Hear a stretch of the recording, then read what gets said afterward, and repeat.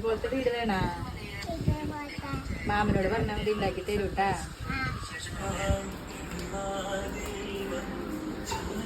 എന്തേ മാമ മലയുടെ പോലെ ഉണ്ടാക്കിയാണ് വീടാ ഉണ്ടാക്കിയാ?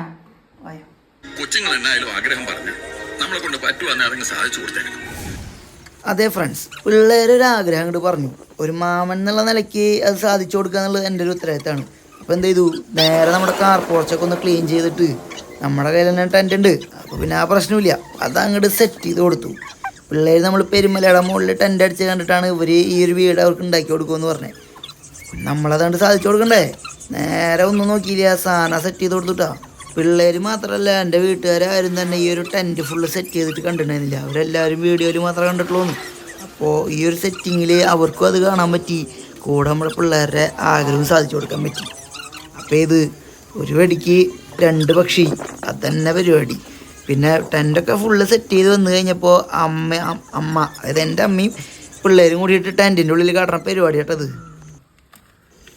അത്തള പിത്തള തവള ചീച്ചക്കുമരിക്കണ ചൂലാപ്പ് മറിയം. ഓക്കേ,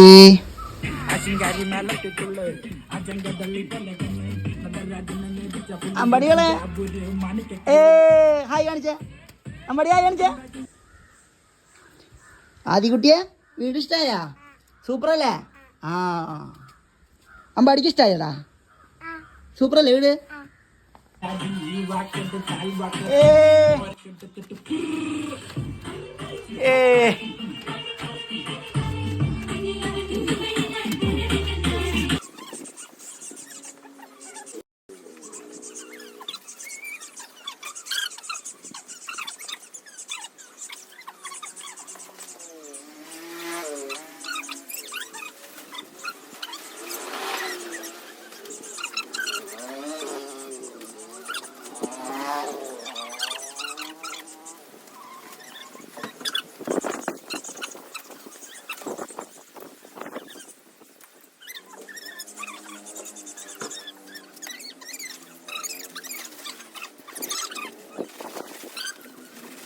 അങ്ങനെ പിള്ളേർക്കായിട്ട് അത്യാവശ്യം നേരം ടെൻ്റ് അങ്ങോട്ട് നമ്മൾ ഓപ്പൺ ആക്കി കൊടുത്തിട്ടുണ്ടായിരുന്നു. ഇനി ഇത് ഇവരുടെ കയ്യിൽ കൊടുത്തു കഴിഞ്ഞാൽ ടെൻറ്റിൻ്റെ കാര്യത്തിൽ തീരുമാനമാകുമെന്ന് മനസ്സിലായപ്പോൾ മെല്ലെ നമുക്കിനി പിന്നെ കളിക്കാമെന്ന് പറഞ്ഞിട്ട് ടെൻറ്റ് നമ്മളായിട്ട് മടക്കി കൂട്ടി സെറ്റാക്കി ഇന്നത്തെ വീഡിയോ കൊണ്ട് അവസാനിപ്പിക്കട്ടോ.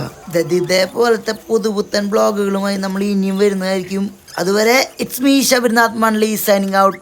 Tata, bye by.